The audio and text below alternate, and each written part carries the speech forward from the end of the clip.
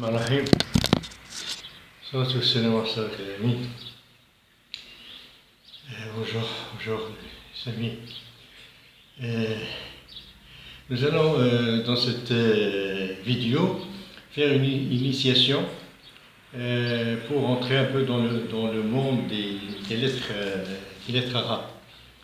On a dit que pour comprendre les différents mystères de cet univers, en particulier pour comprendre les énigmes du Coran, de la révélation d'une façon générale, et pour déchiffrer ce qu'on appelle les signes des temps, il faut avoir des clés. Ces clés sont justement les lettres arabes, les 28 lettres arabes, et sont des véritables clés qui ouvrent un peu tous les mystères, toutes les énigmes. Et alors, nous avons déjà expliqué que pour s'y prendre avec les lettres, pour qu'elles vous délivrent leurs secrets, il faut d'abord, c'est une procédure de réalisation de soi-même. Il faut déjà libérer les lettres, leur redonner leur liberté, pour qu'elles puissent se libérer, si vous voulez, du carcan du monde, des pièges du monde horizontal, avec les mots, les expressions, surtout les concepts. Et pour ça, il faut d'abord se libérer soi-même. Il paraît qu'on est conditionné par des conditionnements qui nous viennent de l'éducation, de l'enseignement, surtout des médias. Maintenant, tout le monde est plus ou moins conditionné par les médias. Donc il faut se libérer. Il faut libérer son âme, il faut libérer sa conscience. Ça, c'est la première chose. La deuxième chose, c'est qu'il faut vivifier les lettres. Il faut d'abord libérer les lettres et puis les vivifier, parce que les lettres peuvent aussi avoir un effet, si vous voulez, descendant, négatif. C'est d'ailleurs l'œuvre de ce qu'on appelle Satan, Shaitan, ou le faux Christ, le Christ menteur, le jet.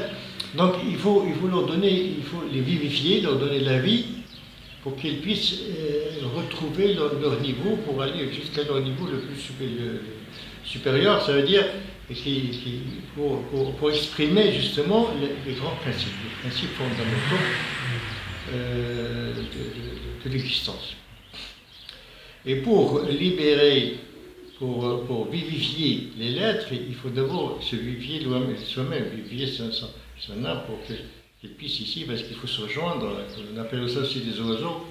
Il faut que votre conscience va, donc elle-même, elle va évoluer vers des niveaux supérieurs de la conscience. Alors j'ai dû personnellement, pour passer par ce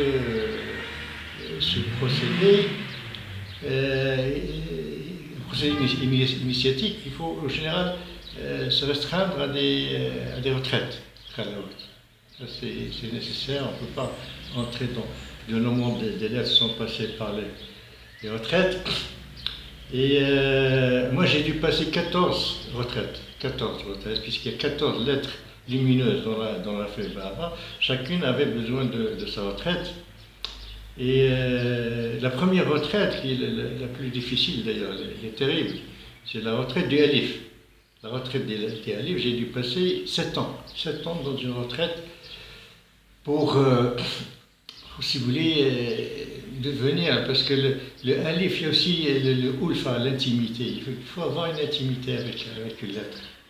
C'est-à-dire une sorte de liaison particulière vivre avec une lettre intérieurement. Alors, une fois que vous passez la retraite du Alif, le Alif vous ouvre un peu ses portes. À ce moment-là, les autres lettres, ça vient tout seul. Alors,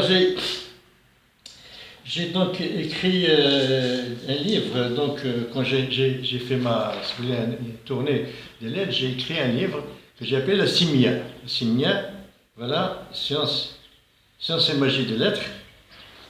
La Simia, science et magie des lettres. Science et magie des lettres, c'est un livre que j'ai écrit sur les lettres pour exprimer ce que j'ai. Ce ne sont pas des choses qui sont prises dans des livres où j'ai entendu par droit, c'est des choses que j'ai vécues, ce sont des inspirations. Donc ce livre il a été déjà édité plusieurs fois. Maintenant la dernière édition se trouve chez Amazon. Chez Amazon, c'est un livre qui est... C'est un livre, si vous voyez bien le...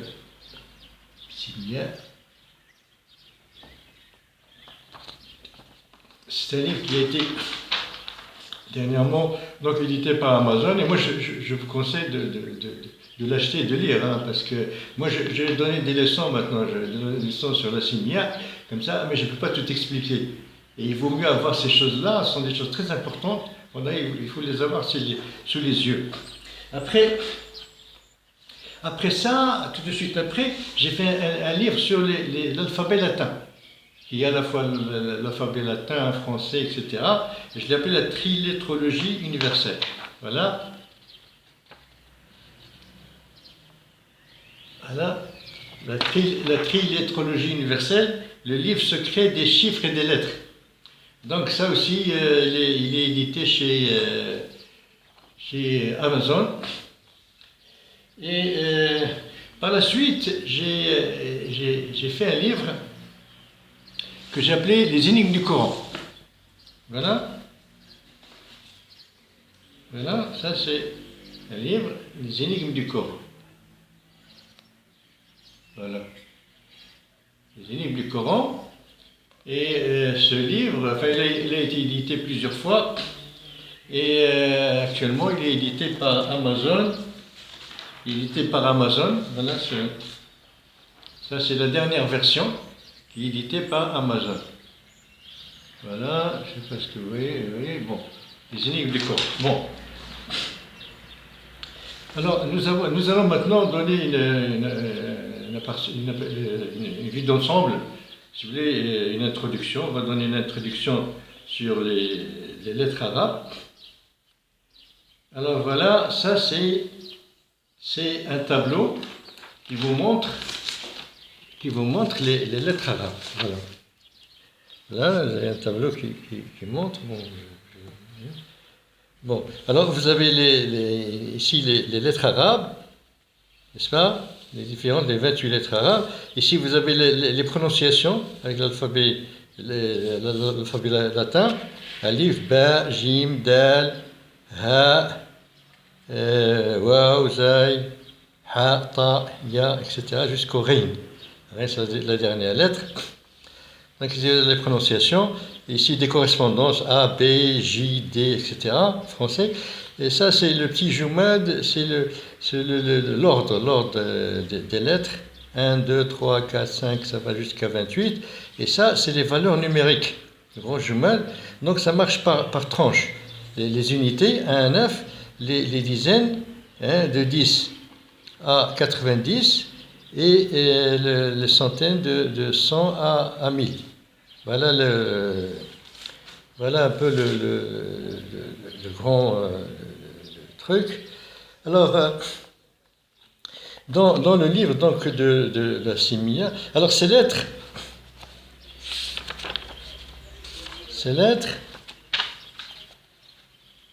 ils ont été classés. Ils ont été classés par différentes correspondances. Alors, vous avez ici un classement des lettres, n'est-ce pas? Ce qu'on appelle un classement alchimique, c'est-à-dire en fonction avec les éléments naturels qui sont la terre, l'eau, l'air et le feu. Alors, le feu, vous avez donc alif, ha, etc., l'air, ba, etc., jim, d'ailleurs ça marche comme ça, alif, ba, jim, dal, etc. Et donc il y a on fait des correspondances avec les éléments naturels, la terre, l'eau, l'air et le feu. Ici vous avez un classement avec les jours et les astres. Alors par exemple le alif, le jour correspondant c'est le dimanche, hein, le ahad, parce que le dimanche en arabe on dit ahad.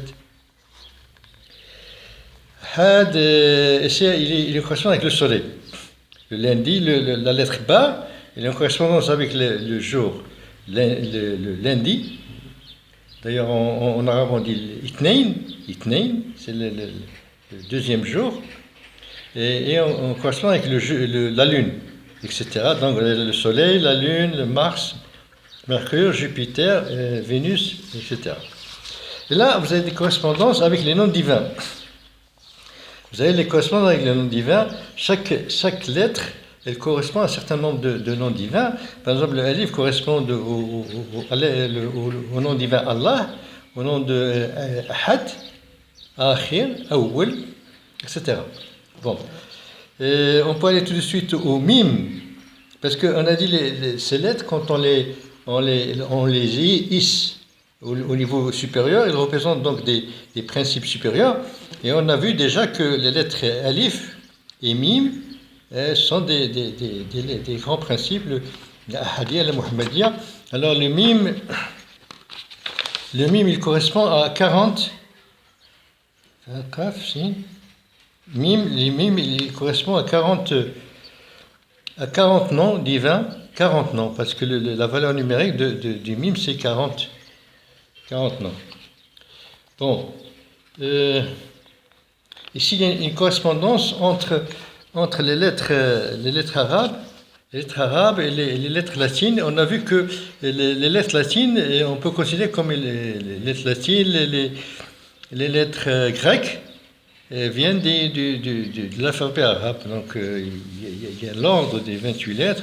On a par exemple le A, et on passe au alpha du grec, et puis du alif, on passe au alpha du grec et au A du français, bêta, jim, gamma, ouais, ça vient du donc il y a quelque chose d'important.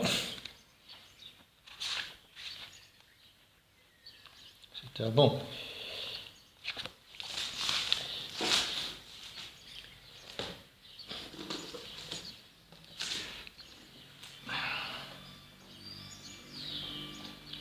Mais l'ordre sur lequel je travaille personnellement, c'est l'ordre numérique. C'est la relation entre les lettres. C'est la relation entre les chiffres et les lettres. Voilà. Voilà, ça c'est ce tableau. Hein, ce tableau qui nous donne la correspondance entre les lettres, les chiffres et les lettres. Bon. Et là, ce tableau, il nous donne aussi les lettres, ce qu'on appelle mafatih, suwar, les lettres qui ouvrent certains sourates du Coran et qui sont, paraît-il, entourés de mystères. Et là, justement, dans ce livre, Les énigmes du Coran, on a éclairci, on a expliqué ces fameux mystères des lettres. Des lettres du Coran. Alors voilà, en gros, voilà, vous avez ici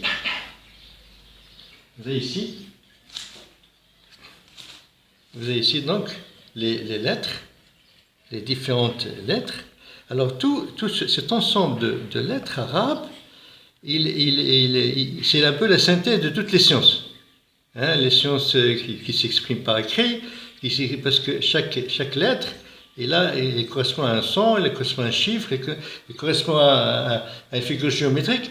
Donc toutes les sciences qu'on connaît, que ce soit les mathématiques, la littérature, la musique, etc., tout ça, donc ils sont rassemblés dans ces 28 lettres. Donc toutes les sciences du monde, toutes les connaissances du monde se ramènent aux 28 lettres arabes. Toutes les lettres arabes se ramènent au chiffre de 1 à 9. Toutes les lettres, parce que, vous voyez, ce tableau montre que toutes les lettres, finalement, ce sont des ordres, l'unité, etc. Vous pouvez aller plus loin, mais de les façons, tout ça, ça se ramène au chiffre de 1 à 9. Et les 3 chiffres, les 9 chiffres de 1 à 9, finalement, ça nous donne, au point de vue géométrique, c'est le passage, c'est ça le secret des lettres, le passage du trait au cercle. Du trait au cercle. Le alif, c'est le trait, et on va voir le mim, ça représente le cercle. Alors, le Coran nous ramène tout ça, si vous voulez, toutes ces sciences, tout ça, à trois lettres, qui sont finalement 3 principes, le alif, le lam et le mim. Le alif, le lam et le mim. Ça condense le alif, le lam, alif lam mim, justement, qui est cité 6 fois, le alif lam mim, qui a été cité 6 fois dans le Coran, 6 fois. Donc la première sourate, donc il commence avec les 3 lettres alif lam mim. Donc toutes les sciences, toutes les connaissances se ramènent à ces 3 lettres, alif lam mim. Donc les secrets des lettres, le secret de lettres, il est condensé dans le passage du trait au cercle. Toutes les lettres, ils sont, point de vue forme, le graphisme des lettres, ça va du trait, qui est représenté par le alif, au cercle, qui est représenté ici par le mim. Vous voyez, le mim se ressemble avec le 9, le mim et le 9, il y a une ressemblance. Hein, vous voyez? Donc, vous savez, donc, le alif représente donc le trait et le mim le cercle. Alors, et on a dit, voilà, on a déjà expliqué que quand on remonte dans cette échelle de la connaissance, de l'existence, on arrive à des principes supérieurs.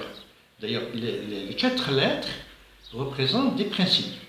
La première représente le principe 1, déjà ce mot principe, principal, il y a on trouve le son premier, principe, premier, quelque chose de premier. En arabe, on dit at-ta'wil, donc revenir au sens premier. Donc voilà, ça nous donne le sens premier, le principe des principes, c'est le alif. Voilà. Et nous avons le deuxième principe, c'est le mim, il est représenté par la lettre M, et on a vu des exemples. À partir du terme français âme. Âme, c'est alif mim, qui donne en français la mer, donc la mer si on inverse le A avec le M, ça nous donne ma. Le règle, ça veut dire cette disponibilité originale dans laquelle va se former les univers. Donc, et puis on a le des anglais. Donc c'est quelque chose d'universel et de primordial, si vous voulez. Donc le alif, donc là on ne peut pas se tromper, c'est le ahadiyya, c'est Allah, le principe premier. Et là, tout de suite après, c'est le mim. Le mim, il représente la Muhammadiyya. Et le lam, ça les grands principes, tout se ramène à ça. C'est par cela que va se créer l'univers, qu'on va avoir la connaissance. Autrement, si on commence par ça, on patauge. Hein, on est à l'aveuglette. C'est ce qui se passe actuellement, même dans les sciences dans la civilisation moderne, c'est des rances. On est à droite et à gauche, surtout pas. C'est l'aveuglement, c'est le tâtonnement. C'est ce que j'appelle les pensées tangentes. C'est une pensée tangente parce qu'on prend un phénomène, n'est-ce pas? Un phénomène en général, c'est une courbe. Tous les phénomènes sont des courbes. Et on ne connaît pas la loi de la courbe. On ne connaît pas ça commence où, ça va où. On prend une courbe, on prend un point et on trace une tangente. Donc on voit ce qu'il y a avant et on extrapole vers chaque fois on dit voilà, il va y arriver quelque chose. On disait que l'humanité est en train d'augmenter et on va étouffer les uns les autres. Il faut, et puis ça ne s'est pas passé comme ça. Parfois on a dit aussi, on fait des calculs, vous voyez, c'est des calculs, et on s'en trompe tout le temps, et puis on rectifie, on passe par des tangentes, si vous voulez. On ne connaît pas la courbe, on fait une tangente, on prend ce qu'il y a avant, et on extrapole vers ce qui va se passer, on se trompe, donc on est déjà sur un autre point. On a déjà la courbe, elle évolue, donc vous faites une autre tangente, etc. Alors que la connaissance réelle, elle est radiale. Elle est radiale, c'est ce qu'on appelle, c'est radial, c'est la connaissance directe, au-delà du temps et de l'espace. Et il y a une connaissance intermédiaire qui est sinusoïdale, ça monte des sens Ça, c'est la connaissance radiale, c'est la connaissance de l'âme, si vous voulez, qui gravit autour de la présence divine, donc il est au-delà du temps et de l'espace. Et il y a la connaissance du cœur qui est sinusoïdale, elle monte, elle descend, elle monte, elle descend. La courbe, c'est ça la courbe c'est sinusoïdale d'ailleurs. Les initiés la connaissent. Donc. Ils n'ont pas besoin de faire des tangentes parce qu'ils connaissent la loi. Donc vous remontez vers la connaissance spirituelle, de l'âme, puis vous regardez la manifestation, et c'est le souffle divin, c'est la respiration, tout le corps. Alors, ces lettres, René Guénon, il nous faut remarquer que la somme de toutes ces lettres, de 1 à 9, de 90 à 100, etc., ça donne le chiffre remarquable de 9559. Donc vous avez deux neufs, et voilà, vous avez 9, 5 et 9. Voilà la somme de ça. Donc c'est remarquable parce que 99, ça fait la somme des noms divins, et 5, ça fait les deux mains. Ça fait les deux mains. Et dans les deux mains, c'est inscrit le nombre 99. Hein, si vous regardez, vous avez le 1 en chiffres, ce qu'on appelle les chiffres hindous, qui sont des chiffres arabes. Ce sont des lettres arabes. Les hindous, parce que ça s'est propagé en Inde, on appelle les chiffres. Donc vous avez le 1, le 8, et le 8 et le 1. Donc les deux mains, ça vous donne 99. Donc vous avez les noms divins, d'ailleurs, ils ne sont pas inscrits uniquement dans les mains, ils sont inscrits aussi dans le corps. N'est-ce pas? Si vous partez du alif, le corps, le alif exprime le corps. Quand on est debout, on exprime le alif. Le corps exprime, dans la salade, le prière, on exprime le alif. Alors là, il y a une chose qui va conclure avec ça. Quand l'enseignement du Coran, donc le alif, le mim, c'est l'enseignement coranique, c'est l'enseignement divin, et c'est le même enseignement qui a été donné à Moïse dans la retraite, parce que la première chose, c'est le bâton. Le bâton, c'est le alif. Bon, il a dit le alif. On a déjà, de toute façon, on va développer ce que ça veut dire le monde du alif. Donc, le alif, il dit, bon. Puis après, il lui dit la main. La main, il a dit, Yadika min janahik, de ton aile, sorte d'un main, de ton aile. Donc, on est là dans les ailes, donc la libération des lettres. Les ailes, c'est des oiseaux. L'être humain, il devient comme un oiseau qui va s'envoler. Et la main, c'est la valeur numérique de la main, c'est 5. La valeur du 5. Et le 5, la valeur numérique, c'est la lettre Ha. Ha, il a la valeur numérique la valeur numérique de 5. Donc il lui donne le alif, le bâton le alif, et la main, c'est le ha. Alif, ha. Donc si vous prenez la lettre alif, la lettre ha, donc déjà le alif, il vous amène le lemme. Alif, alif, alif, ça vous donne alif, a, lam, fa. Alif, lam, fa. Et le lam, donc le alif vous emmène toujours le lam. Ils sont suivis par le lam, même dans la langue arabe, il y a toujours al quelque chose. Donc le alif vous emmène le lam, et là vous avez alif, lam, ha, c'est le nom Allah. Voilà, c'est l'enseignement qui est donné. Et on va voir le langage des mains, parce que la main aussi, il a le nom, parce que les lettres aussi, ils ont des correspondances avec le corps humain. Comme l'aïn, par exemple, c'est l'œil, l'aïn, la lettre aïn, c'est l'œil, la source. Le kaf, c'est ici, la paume de la main. Et le ya, l'yed. يتونسك اليد. Et là, on verra un peu, parce que je ne vais pas surcharger. Et au revoir, merci.